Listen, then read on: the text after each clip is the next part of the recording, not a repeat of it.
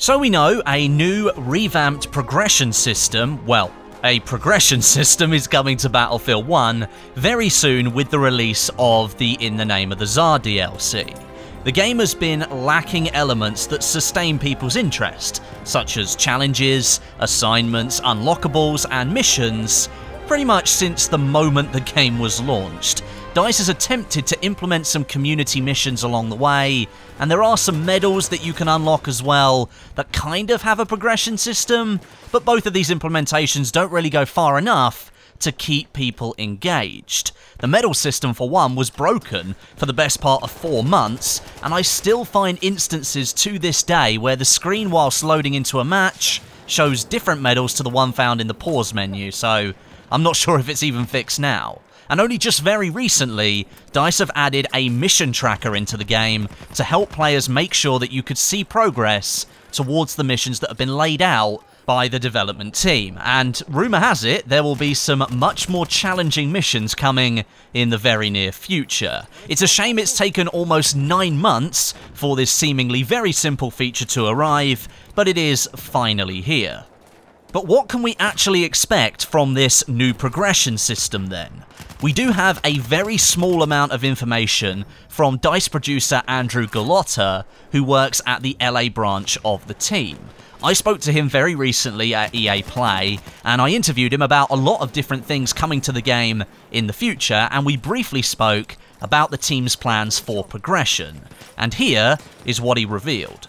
You know, I think that we have a really great progression system in Battlefield. I mean, in the history of Battlefield, right? When you look at all of the games, there's always been stuff to go after. With Battlefield 1, I feel like that's no different. There are things to go after with medals, and now with ribbons that came out with the winter update, and you also have you know, of course, XP and other things, and then the weapon assignments that came out with it, and They Shall Not Pass. So there's a lot of these like progression systems, but what we found is that we wanted to kind of add more. We wanted something, not just add more codecs and more stuff, but we wanted to add more kind of something bigger to this. So what we decided to do, and I can tell you this, and then but what I can't say is we are gonna have a lot more to say at Gamescom.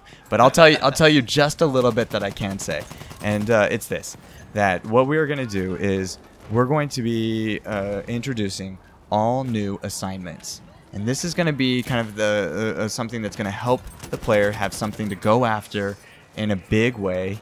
That's going to help them advance their careers, and as you do so, you're gonna find yourself unlocking some specializations, and these specializations are really unique in that they're gonna help you tailor your classes to your playstyle. And that's all I can say right now. I wish I could tell you guys some more because it is so crazy. I can't wait to share more, but that's all I can say right now. So more new assignments and unlockable specializations that help you tailor your classes to your playstyle. That sounds like something that I can get behind. We also know the DLC will have 11 distinct primary and secondary weapons, its variants, which will increase that number, and then melee weapons as well, which are all likely to be locked behind assignments to further that progression feeling. So at first sight, it sounds like there will be plenty for us to do. But that mention of specializations has got me thinking a little bit. If any of you played Battlefield 4, and I'm assuming that will be quite a lot of you who are watching this video, I'm sure you remember a mechanic called field upgrades. This system was tied to the squad that you played a part in, and it offered players different upgrade paths to soldier specializations depending on which class you played in. For completing squad actions, these field upgrades or specializations, they essentially mean the same thing, were awarded to the player. For example, picking the offensive upgrade path first granted the soldier a 10% sprint increase, then a big ammo boost giving you more magazines, an extra grenade after that, and finally a reduction in fall damage if the squad had completed enough actions to fill the meter. Each soldier in the squad could pick their own upgrade path and receive a little bit of help for completing some squad play actions. However, if a squad player died, the meter would drop down a level, deactivating a certain specialization in the upgrade path, and then the squad would need to work together again to fill the meter back up and activate that fourth specialization. My feeling is that Battlefield 1 will see a very similar system employed in the near future, and that to unlock these different specializations as they've been named, you will need to complete assignments. Now in Battlefield 4, originally there were 3 different upgrade paths available to a player who first started multiplayer. They'd never played another game before. These 3 could be picked from. You had Offensive, Defensive, and Shadow, and they worked across all 4 classes, but they were very general. And then each class, Assault Engineer, Support, and Scout, had 2 unique unlockable paths that a player needed to unlock by getting a specific amount of class XP. They weren't lofty targets, and just standard play with any of the classes would have unlocked them fairly quickly, but they did alter the way the class performed depending on which path you decided to apply. And going back to Andrew's comments from my interview, he specifically mentions that these Battlefield 1 specializations will tailor your class to your playstyle. I've got a feeling that DICE has revamped the field upgrade system from Battlefield 4, and they've brought it into Battlefield 1. And if that is indeed the case, then here is my opinion. Field upgrades in Battlefield 4 directly influence squad play. They incentivize people to work together by capturing objectives and working with their squad leader on the battlefield to unlock a set of specializations that would potentially give them the one-up over an opponent.